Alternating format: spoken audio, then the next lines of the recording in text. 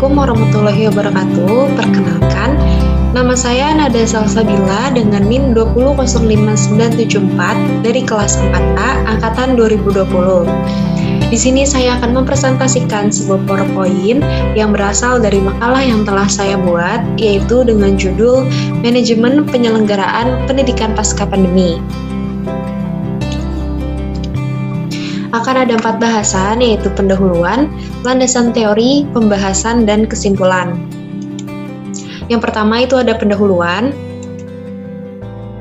Pendidikan termasuk dalam faktor penting yang harus dikelola dengan baik dan benar, karena pendidikan dapat meningkatkan potensi peserta didik menjadi sumber daya manusia atau SDM yang berkualitas bagi suatu bangsa dan negara.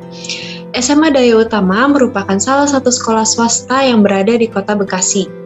Walaupun swasta, tetapi menjadi salah satu yang mempunyai kualitas baik di Kota Bekasi. Dikelola dengan sikap yang jujur, tertib, dan amanah. Kondisi tersebut menjadikan para guru, murid memiliki semangat, kerjasama yang baik, serta memiliki daya saing yang cukup kuat. Yang kedua adalah landasan teori. PJJ atau pembelajaran jarak jauh merupakan proses belajar mengajar formal maupun informal yang dilakukan secara jarak jauh di lokasi yang terpisah ataupun berbeda dengan menggunakan berbagai media komunikasi agar interaktif yang berbasis teknologi komunikasi dan informasi. Konsep yang akan diberikan oleh pembelajaran jarak jauh tidak akan jauh berbeda dengan pembelajaran tatap muka atau PTM. Tetapi memang ada komunikasi yang mengharuskan tatap muka terlaksana. Dengan kata lain, pembelajaran jarak jauh akan meningkatkan sistem pembelajaran tatap muka, tetapi tidak akan menghilangkannya. Dalam artian, ada tujuan konsep dari PTM atau pembelajaran tatap muka yang tidak bisa dilakukan oleh PJJ atau pembelajaran jarak jauh. Dan saat ini, PJJ hanya memudahkan dan menambahkan hal-hal yang sebelumnya tidak terlaksana dari PTM. Lalu selanjutnya ada manajemen pembelajaran.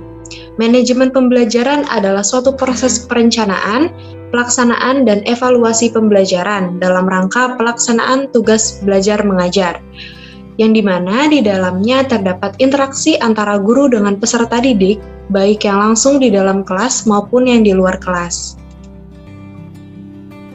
Lalu selanjutnya kita akan masuk ke dalam pembahasan. Terdapat gambaran umum dari sekolah yang telah saya lakukan penelitian, yaitu bahwa Sekolah SMA Daya Utama ini berada di Kota Bekasi yang beralamat di Jalan Kampung Tenggilis nomor 7 RT 2 RW 11 Mustika Jaya, Jawa Barat dengan kode pos 17158. Pada tahun 2020 atau pada saat saya masih bersekolah di sana, terdapat 5 kelas, yaitu 2 kelas IPA dan 3 kelas IPS. Dari kelas IPA ada sekitar 70 murid, lalu kelas IPS sekitar 90 murid.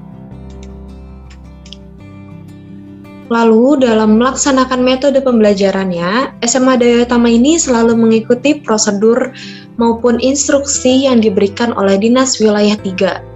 Di SMA Daya Utama sempat mengalami pertemuan tatap muka 100%, lalu turun menjadi 50%, sampai sekarang menjadi 25% akibat meningginya kembali varian Omikron ini. Dan juga pembelajaran tidak boleh melebihi dari jam 12 siang. Maka dari itu, SMA Daya Utama menyiapkan pembelajaran setiap harinya hanya 3-4 mata pelajaran. Hal apa sih yang dilakukan SMA Daya Utama pertama kali ketika melaksanakan pertemuan tatap muka atau PTM? Yaitu menyiapkan sarana dan prasarana, seperti alat ukur suhu tubuh, hand sanitizer, dan program kesehatan harus selalu dilaksanakan dan ditaati. Nah, selanjutnya ada peraturan khusus. SMA Daya Utama mempunyai peraturan khusus, yaitu jika ada siswa sedang sakit, maka tidak diwajibkan untuk menghadiri pertemuan tatap muka, dan siswa tersebut diberi kebebasan untuk memilih pembelajaran jarak jauh. Jadi, tidak akan dianggap tidak hadir, karena terdapat 2 metode pembelajaran yang diberikan. Ketika 25% dilaksanakan, sistemnya adalah 1 minggu melakukan pembelajaran di sekolah, lalu 1 minggu kemudian pembelajaran di rumah. Hal itu dilaksanakan berdasarkan absen yang dipecah. Hal ini tidak dikhususkan untuk kelas 12 saja, tetapi kelas 10 dan 11 pun juga menggunakan metode yang sama. Untuk metode cara pembelajaran ketika di rumah itu berbeda-beda, tergantung guru yang akan mengajarnya. Sama halnya dengan seperti kita saat ini, ada yang melalui Zoom, Google Classroom, dan platform pendidikan lainnya. Di SMA Daya Utama sendiri memberikan kebebasan bagaimana caranya, yang terpenting siswa merasa nyaman dan tetap melaksanakan pembelajaran, tidak hanya libur berdiam diri saja di rumah.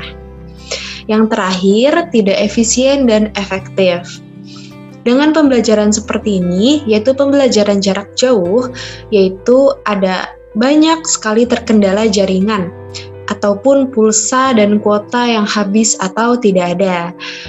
Hal-hal tersebut menjadi kendala pada saat pembelajaran jarak jauh atau PJJ yang sulit untuk diatasi oleh pihak sekolah. Dan juga karena memiliki durasi atau waktu yang sangat terbatas, seperti yang saya bicarakan tadi, yang telah ditetapkan oleh Dinas Wilayah 3, hal itu mengakibatkan tidak sepenuhnya materi dapat diajarkan, tidak seperti biasanya. Kesimpulannya adalah SMA Daya Utama Kota Bekasi sangat mengikuti aturan yang diberikan oleh Dinas Wilayah 3, tetapi memang tidak menutup kemungkinan bahwa sekolah pun merasa pertemuan jarak jauh ataupun pertemuan tatap muka yang memiliki persyaratan seperti ini tidak efektif maupun efisien. Menurut saya pribadi, komunikasi adalah suatu hal yang sangat penting dalam kegiatan belajar di tengah pandemik seperti ini. Maka dari itu, harus meningkatkan keintensifan dalam berkomunikasi antara orang tua maupun pembelajar dengan pengajar agar mengetahui dan dapat memperhatikan kepentingan yang terbaik bagi pembelajar. Orang tua pun tidak lupa untuk selalu memberikan semangat dan motivasi untuk belajar anaknya. Sekian dari saya, terima kasih. Wassalamualaikum warahmatullahi wabarakatuh.